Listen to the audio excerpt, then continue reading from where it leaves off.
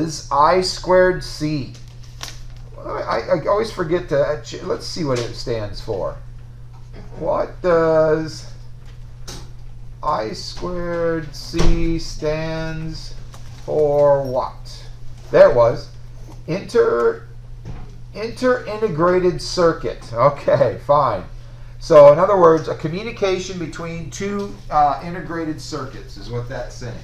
Intercommunication with two devices. All right. So what do we do with this I2C? And how does it look different than SPI? It's got the same concept. That's what SPI does, is it communicates two devices to each other. And again, usually SPI is not long cables. You don't usually use SPI and do a long cable over to another device. It's usually right there on your circuit board where SPI works the best. Same with I2C. Now I've tried, and some people do I2C over some cables. You'll see that with Arduino and things like that. But I have run into noise issues of I2C across longer wires. So you want to try to keep it as short as possible. But, when you think about this, you're going to see in a second, I2C, technically, this one serial port could talk to 127 different devices. Oh, wow, that would be a heck of a board if you got 127 devices on there. So normally, you don't talk to that many. But, I know some of you picked, there's these Spark Fun sensors. Some of you guys chose some of them when you, or wherever you found them, for your project number 2 and your devices. And they have these little sensors, I forget what they call the connect or whatever, but they connect one cable into the sensor, and then there's an output from that sensor that would go connect to the next sensor, and then connect to the next sensor. And boy, I don't know, I'd be interested to see how much noise issues they have with that. But anyway, that is the idea of connecting these I2C. So, there's the wiring of I2C is a little bit easier than SPI, but what I find, and it's a little bit slower though too. So I2C is more for slower, at least in my world. I like to use I2C for slow sensors, ultrasonic sensors. There's a couple that I've used that communicate through I2C. Ultrasonic, right? You send out a chirp and you wait for it to echo back. So you're talking, you can't take a reading much faster than like 50 milliseconds every 100 milliseconds. So that's a great one to do with I2C. Temperature sensors are great. If you could sample a temperature sensor super fast, but temperature doesn't increase and decrease that fast. Slow time constants, things like that. So there's devices, this real-time clock chip, it only updates time every second. So there's no real reason to communicate with our real-time clock chip more often than every second. So anyway, all right. So here on our 28379D processor, and actually any processor out there, you'll find that the Raspberry Pi's got I2C, Arduino does, of course. You'll see that there is an SDA line, SDA, and an SCL. Serial data, I guess, kind of what it stands for. That's the data line, and serial clock. Those are the only two R's. And of course, if you're connecting to a device, you also need to connect ground. So ground goes between the devices. Now, what you have out here is then so we'd call this again a master, and all your slave I2C devices. Okay? And whatever, we're going to see that one is we're going to use the BQ32000. This is our real-time clock chip. That's battery backed up, right? I got a lot of you guys the battery this last week. So now your chip is keeping track of time even when you power off your board. Then, we're going to do the DAN 28027 again. And then the neat thing, each of these devices, they also label their pins SDA. Oops. SDA. Draw. SDA and SCL. Okay? Same with the DAN, SDA, SCL. And then any other devices that we want to talk to, question mark, right?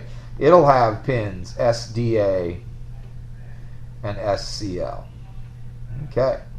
And of course, a ground. That's always important. Always. It wouldn't work if we don't connect ground between these devices. It wouldn't know what's high or low, would it, if you didn't have ground? Yeah.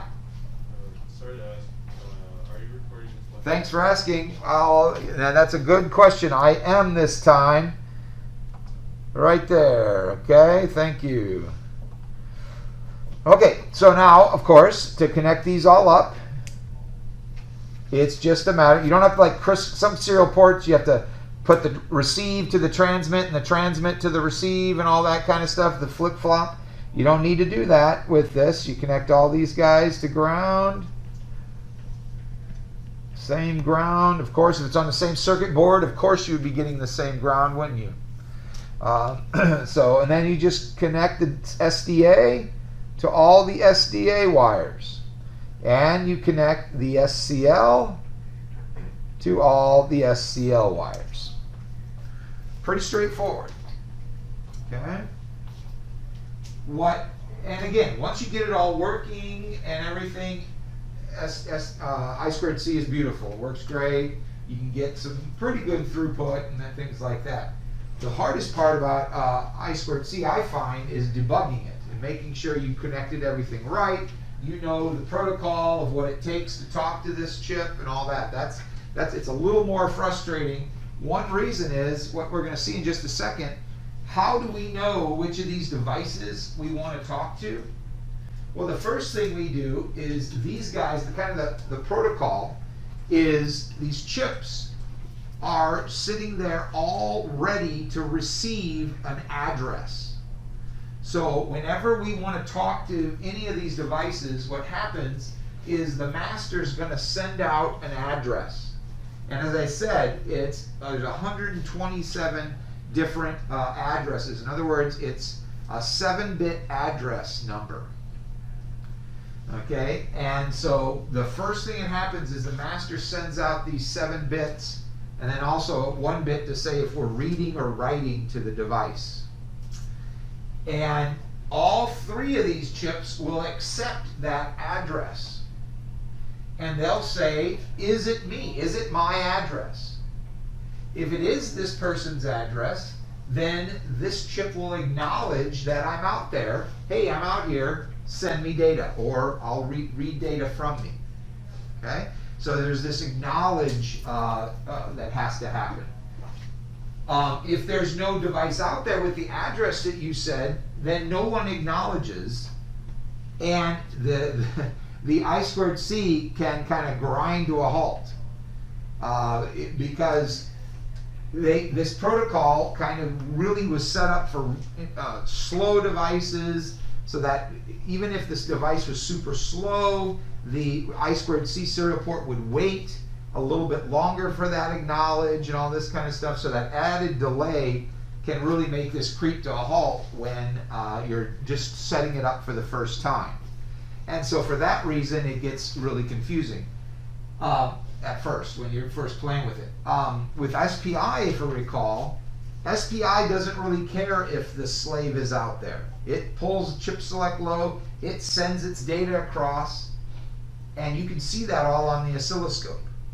Okay, so you can at least see that you're doing the right things on your end. Yes, if there's no slave device out there, you wouldn't be getting any data back, but at least you can see things, and things don't just come to a halt. It gets an error, the I2C does, and all this kind of stuff when there's no device out there with the address. Okay, anyway, but hopefully we won't see a lot of that. But if we have a wiring mistake, so we haven't. Well, I guess we've checked out a lot of your boards, but if you have a wiring mistake, this problem can happen and all that kind of stuff. Maybe a wire didn't get soldered correctly, or we routed it wrong. Also, of course on our board it's not routed wrong, but all those things come into play when you're debugging these devices. Anyway, so you can kind of see I kind of prefer SPI. but there's a lot of I2C out there, and nice for, again, slower devices, slower sensors is my preference with that. But anyway, okay, so we've got this protocol, and let's look at, and this is what's on your sheet that you're looking at there. Let me pull that up. It's not the greatest print. I printed that out at my house on my inkjet printer, so see if you guys can see it. I will put this up at the lecture, this document, if you want to go look at it a little better, a little more clearly. But what I'm showing you here, and we're going to go through this a little bit better, but this front side of the sheet that we're looking at has a transmission over I2C that writes data. Okay, this is a writing command. Okay, let's see, does it say that anywhere on here? It does not. But anyway, this first one is writing out data to a slave. And then this diagram down here is reading in data from a slave. Okay, and I'm going to go through this in more detail. I just want to see what you're looking at. I gave you that sheet. I thought maybe with all these crazy plots that I'm putting up in MATLAB, you may want to take some notes as you're doing it. So that's why I handed out that sheet. The other side of the sheet is for Wednesday, where we're going to talk more about the MPU 9250, the IMU chip. But then this one is even more of a kind of standard protocol that sensors use, where, and I'll get to this more, you send over the address and tell the device, hey, I want to start reading or writing to a certain register in your device. And so you send over the number of the register. Usually it's address 0 through however many registers are on the device. And then you actually have to reissue the slave address again in order to read the values sitting at that register. And then it's always, almost all I2C devices, if you say I want to read it from register 2, and you go and read, see here's our 8-bit, everything in I2C is 8-bit transmission too. SPI we saw in lab was 16 bits, wasn't it? But we could change that with SPI. But on our device, we could go up to as much as 16. I2C is always 8-bit chunks of data coming back. Okay? And so here this is saying, hey, I want to read from starting at register 2, and then this would be data for register 2, and then if you read again, it gives you data at register 3. If you read again, it gives you data at register 4, register 5. In its data that it has sitting there on its chip. But anyway, I understand. I'm going through this really fast. We got to come back to this. But that's what's going on with that sheet that I handed out to you. Okay, so let's go and do a little bit simpler example here. And this is a good one. I just made this diagram in MATLAB. Now, you know, I made this in MATLAB. You may find that on the oscilloscope it looks a little bit different than this, but you know, so I didn't make it necessarily perfect in this diagram here. But okay, remember with SPI, how did we say, hey, I want to talk to this chip? We used the chip select, didn't we? We had an extra GPIO pin that we pull low, and that was connected to the slave select or chip select of the device. That turned on the device, and then we could talk to it, didn't we? Right? The device was enabled. Well, with I2C, there's a little bit more of a protocol here. A little more. And the neat thing is, you know, remember how SPI had 4 modes and all this kind of stuff with the clock, either clocking on the high going edge or the low going edge and all that good stuff? This has 1 mode. I really haven't seen many devices that don't use the standard I2C here. There is a higher speed I2C that's coming out. I haven't seen many sensors that use it. There's also a new spec that uses 10-bit addressing. So I don't know when you'd want to talk to that many devices, but anyway, you know, 7-bit seems plenty to me. But anyway, there is a newer standard out there, very similar. But anyway, so what do we have? We first have to tell the devices, hey, start listening to data. Start listening to this data pin and watching the clock. And that's what's called the start condition. Okay? When in most of the I2C protocol, the movement of the data pin only happens when clock is low. Okay? But there is a special case. There's two special cases, the start condition and the stop condition, where the data line moves when the clock line is high. Okay? So, normal state of the I2C is 3.3 volts for the clock, 3.3 volts for the data pin. Okay? So both are just sitting there high. When the data pin drops low with clock high, that is the start condition. Okay? When any of the devices see that start condition, they all wake up and are going to pull in this address that's coming in next. That's the protocol there. We get the address next. Okay? So the master issues this start condition and then shifts out bit, most significant bit first. That's just like SPI. Shifts out most significant bit first. It shifts out the address. In this case, I just decided this is the address. 1111101. So F, that's 7 bits, right? So you got to remember that. Put a 0 in front. Sorry, it would be 7 D would be that address right there. Okay, that's the 7-bit address. So again, how do you find out what the address of your device is? You look at the data sheet. So sometimes it's, you know, I think this is more of a problem with earlier chips, but sometimes devices just pick one address out of the 127. Well, just imagine, I used to have, I found that one time I had I think it was a CMOS camera and a compass that used the same address. Well, I couldn't put them on the same I2C bus because they hard-coded that address. Sometimes the devices will have, for their address, they'll have a couple pins on the device. So, you know, over here, this special device here may have a couple address pins, address 0, address 1, address 2. And depending on which of these you grounded and which of these you put to 3.3 volts, it would give it, so in other words, there was 8 different addresses that chip could have.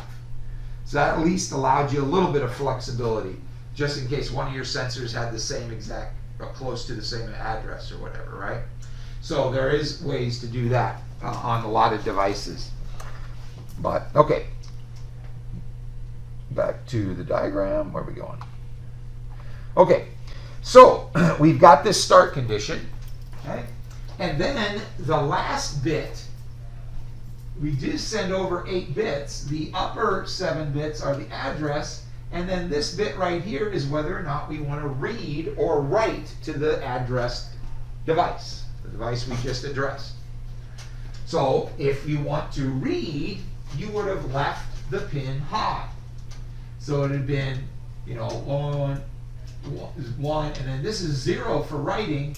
If you had 0 for writing, if you had it at 1, you'd want to ask the device, I want to read your register value, okay, or the value that you store, okay? And then this crazy thing, so what I'm saying is, my red dotted line that comes down here, when you see this, what I'm saying is the slave is taking over the data pin, okay? The clock is always controlled by the master. Clock is always clocked out by the master. But because we need to use this SDA pin for both reading and writing on I2C, there's times when the slave takes over that pin and controls it. So remember, what did I say? The slave has to acknowledge that, hey, I'm out here. Okay? Well, that's what's happening here. If the slave was out there and had this address, the slave would pull this IO line low.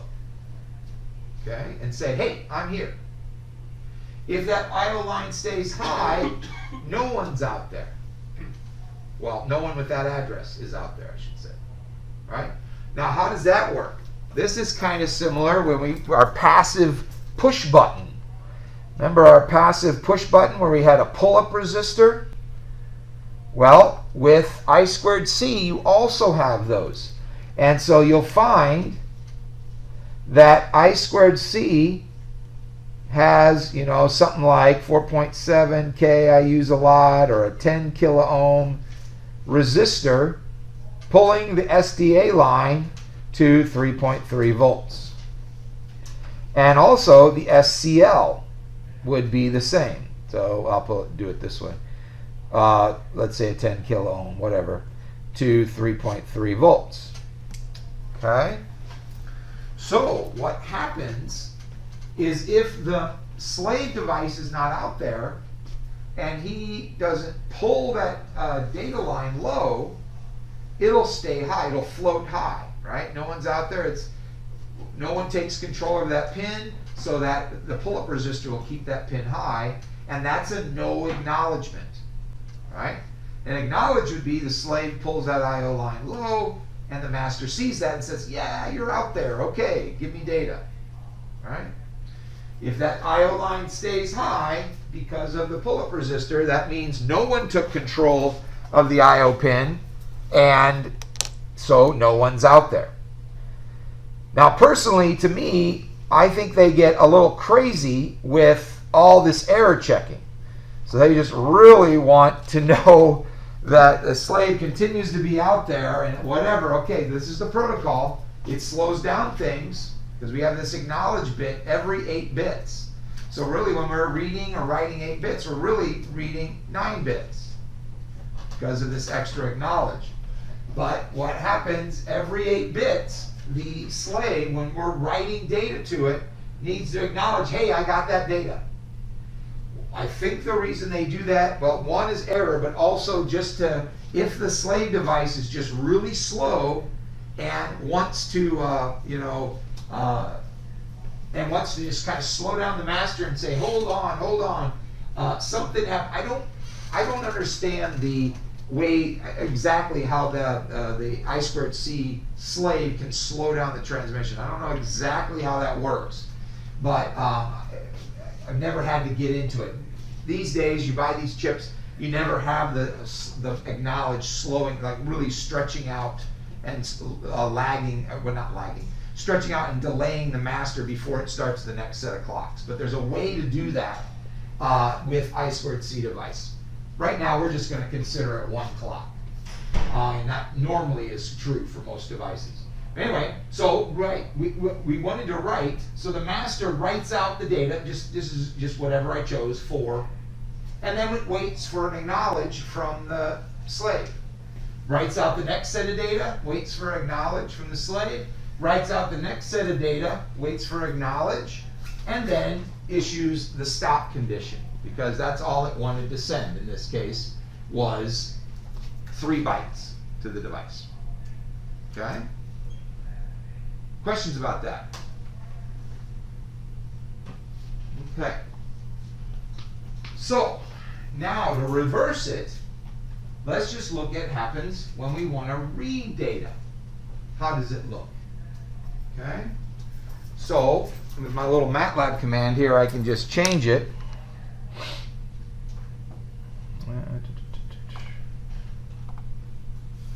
Alright, let's do, that doesn't matter, I can do different data, whatever. 34, 123, anything less than 255, right? 200. Okay, and we'll do the same address, and then I just have to change my, where it is, right here, to 1. And let's run this. I can do more data too, but nothing magical about this 3 bytes of data transfer. Okay. How does this look? A little more red up there. What that's saying, obviously, when the master needs to read data from the slave has to send back data, doesn't it? And so there, the data is coming, instead of from the master over to the slave's sending back data after we issue the address again.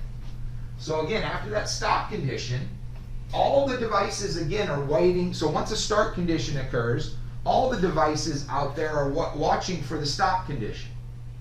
When the stop condition occurs, then all the devices are waiting for the start condition, right? So they kind of go back even if they're not addressed.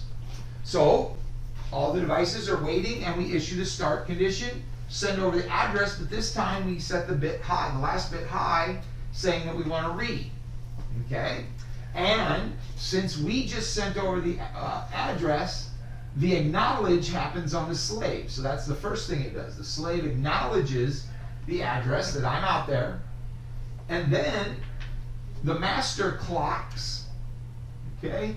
And the data from the slave gets clocked into the master, one bit at a time.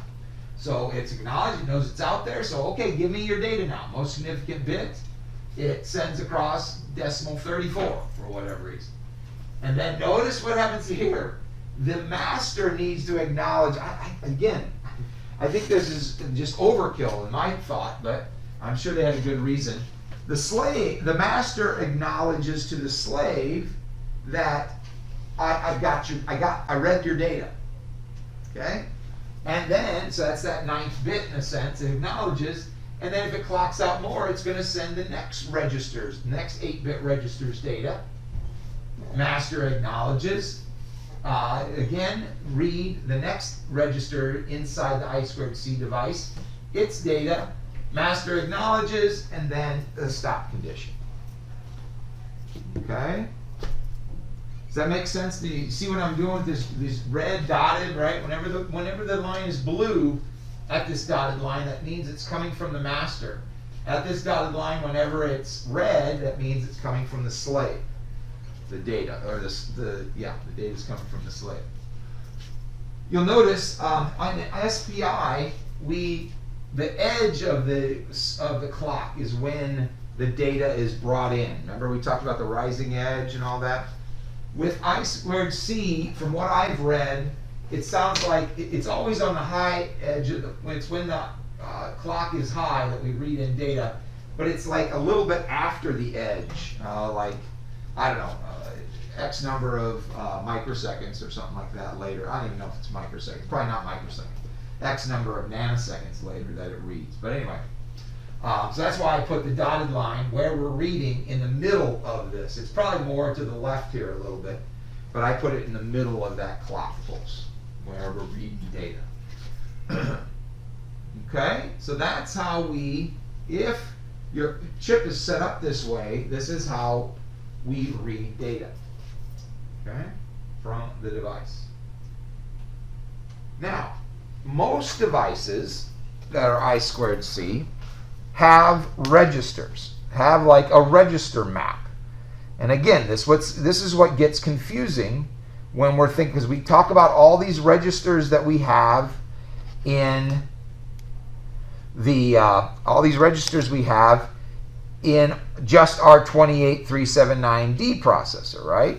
So we got to differentiate when we're talking about the registers on an external device. The only way we can get at those registers are by communicating with the I2C serial port. So we either have to send data across or receive data back. To get that data send data to those registers or get data from. Let me see if I can quickly pull up. Let's just pull up another example of a device. Let's see here. Yeah, let's see if I can find. Did I put them in here?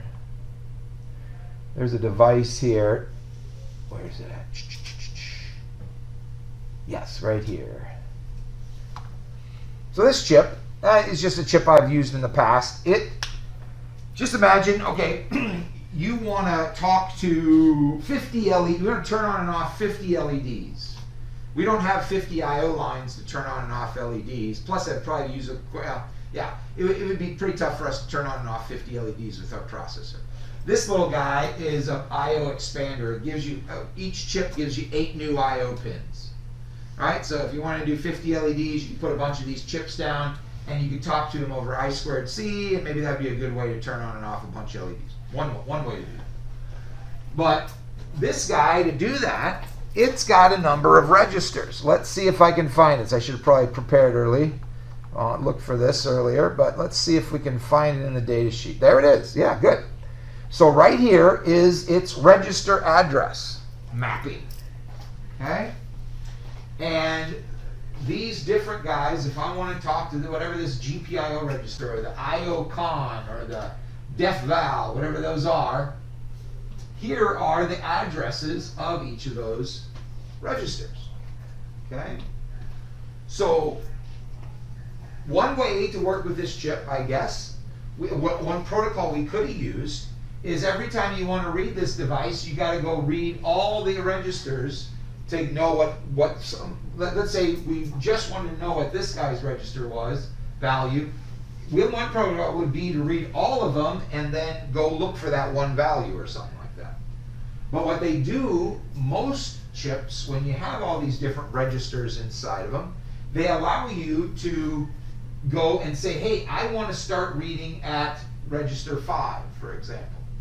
And then you could just read this one device, but if you read a second 8 bits, you would get the next register, and then the next, and the next. So it's a way to allow you not to, because, for example, the MP, our real-time, our IMU chip, it also has an I2C interface. We could use it with I2C, and remember how many it had, what was it, 7A, hex 7A number of registers, whatever that is. Huge number of registers, right? That'd be crazy if we had to read them all. So it'd be nice if we could just go get one specific one, okay? Just like we're doing even over SPI with that chip. But here, you know, we can talk to these. So what does that look like? So the protocol for actually going and reading a specific register, usually, I probably shouldn't say all the time, but for devices like this, usually looks like, and what we're going to be using in lab, or for the project 3, does look like the following. Let's see if I can pull one up in MATLAB. Yeah, here we go. Let's see what I did here. Run. Okay. So, look what I did here. So this is the protocol now, more than likely for most devices that have multiple registers. You issue a write command to the slave address. See here, we got a start condition. Then we have send out the 7-bit address, and we're saying write. We only write one value, and that what we write is the register we're interested in. What register we either want to start writing to, or what register we want to read from. Okay? So we go into this slave address register, and then what I2C protocol has us do, we have to issue, we don't do a stop command. No stop condition. Instead, we have to reissue a start condition. I know, that gets confusing. It's a little confusing. And it confused me for a while when I was first playing with I2C and getting it working on the processor. It's nice in a Raspberry Pi, this protocol is automatic almost. You say what register you want to start reading from, and it'll produce all this. I2C will for a Raspberry Pi. But anyway, so we're saying, hey, I want to start. In this case, reading. We're reading. I want to read starting at register 2. Then we reissue a start command, send over that same address, but this time we want to read. See that? And then the 8 bits coming back would be the value that was at register 2, whatever that is on this chip. Acknowledge, and then get data. The next thing we read would be data at register 3, right? Next 8 bits, register 4. Next 8 bits, register 5. And then we stop. So this chain of clocks and transmissions would have, if we were talking about this other chip that I talked about, would have read whatever these are, I forget, polarity probably, IPOL, GP init enable, def value, int con, and IO con. Do you see that? So when you read in that data, those registers would have been read if we were talking to this chip. different chip would have done something a little different. If we'd have done that with the DAN 28027, that wouldn't have made sense, but let's look at its data sheet. So if I go,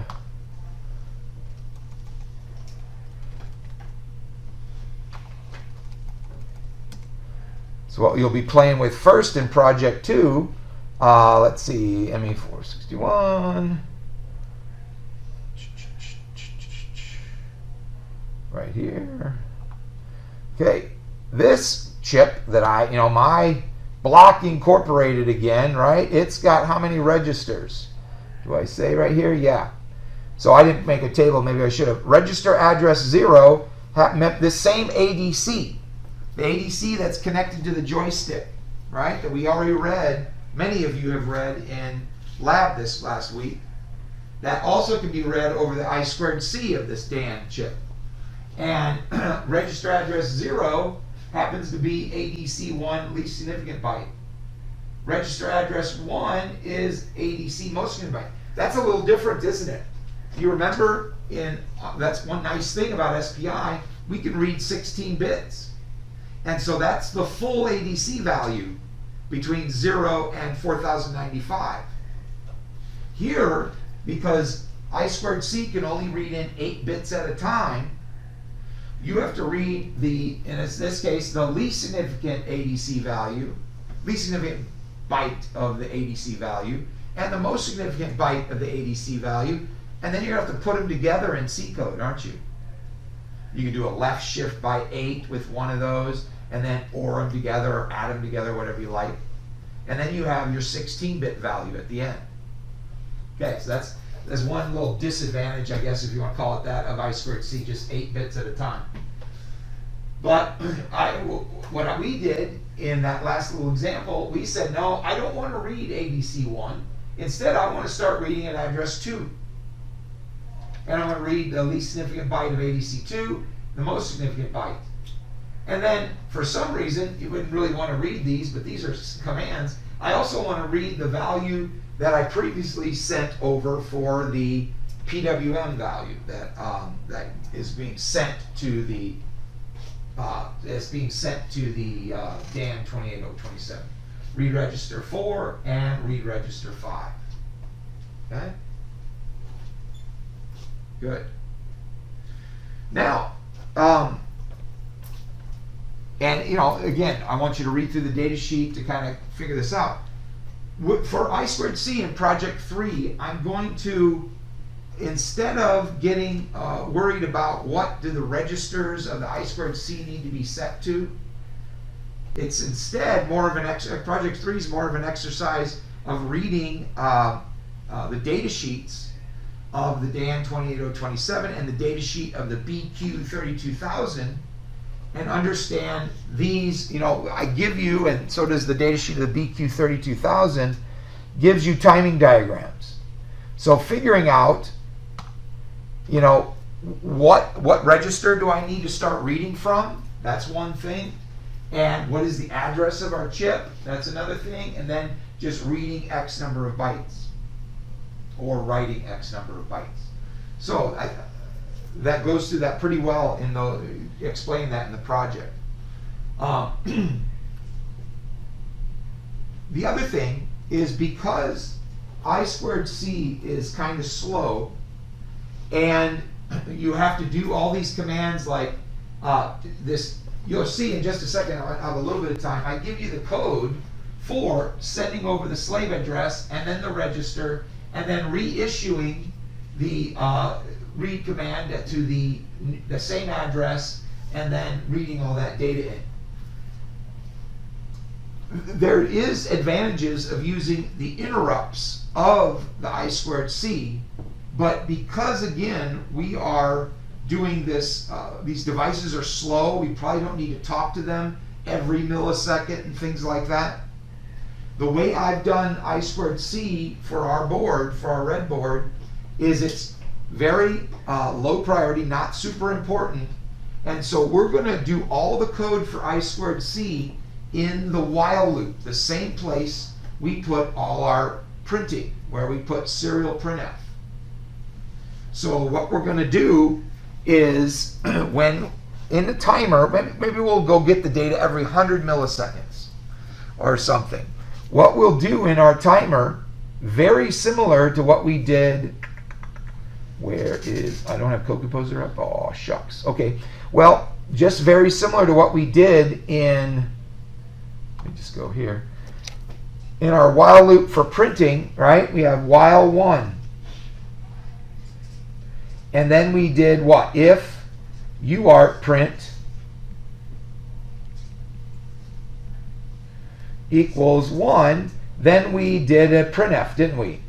UART printf. Well, now for then the while loop's down here. Now for our I2C stuff, I want to do another flag. Because remember, most of the time this while loop's spinning and doing nothing, isn't it? This printf only turns to 1 every like 100 milliseconds, 200 milliseconds, whatever we set. Let me erase this. So we're going to put another if here. If, maybe we'll say set EPW, or well, we're gonna, the PWM that we use for this one, the I2C interface, for example, the DAN 28027, will create an RC servo PWM, a 50 hertz carrier frequency like we did before, so different than the one that the SPI did. So maybe we'll call a flag set RC servo PWM or something. If that equals 1, then we'll set, run the function that sets RC servo over I2C. Okay? And of course, set RC servo equals 0 here so that it resets. In other words, we're going to just say, down in the timer, whenever 100 milliseconds go by, we're going to set this flag and we're going to say, hey, while loop, whenever you can, send that data over to the I2C. Because it's not as important. If it doesn't happen exactly every millisecond, it's not a big deal with what we're saying with this I2C stuff. Okay? So it's very similar to what we said with print. We just, every 100 milliseconds, we set UART print to 1. We said, hey, print that out whenever you can. If other things are interrupting, it's not a big deal. Print it out when you can. So that's what we'll be doing with this. And then I give you the code. So if we look at the project, here we go. Let's see. No, that's the. You'll notice that I give you a chunk of code here. First, of course, I give you the initialization. So that's, you're just going to cut and paste this function init I2CB. So you'll cut that into your code and call it up in main. And that the I2C will be all set up and ready to go on your 28379D processor. Okay, then notice what I do here. I give you a function that writes two 16-bit values to chip XYZ, some chip out there. Well, this code right here is performing this protocol. It's performing right here. It's doing exactly this. When I say two 16-bit values, that means it's saying send over the slave address and the register to write to, send the slave address again, and then write four 8-bit values, which is two 16-bit values, right? Okay. So, in a sense, I'm doing this whole protocol for you in code. All right, back to it. Where did it go? Right here. So, you'll study this, of course, but let's see here. So what we pass to this is the one 16-bit value and the other 16-bit value. Notice how I get the least significant and the most significant. I just AND with FF to chop off the top, and then for the most significant byte, I take the 16-bit value, right shift it by 8, and then just give me that bottom byte. See what I'm doing? And that's the most significant. So I got my least and most for the second command. Then do a little delay that's needed, it seems, with I2C. And then I'm just waiting. Hey, I2C, are you busy? And it'll sit here until it's not busy. Then, what do? I want to send across, this is the slave address. Slave address 25. Oh, I'm at time here. Let me just finish this. But slave address, and we're going, oh, this is a write. So this is going to write out 5 things. I didn't show you that. That was a read that I showed you up there. When you need to write to the I2C, you send the address, the register that you want to write to, and then the 4 bytes that you need to write. With a write, you don't have to reissue the slave address like you do with a read. Anyway, I'll pick that up on Wednesday real quick.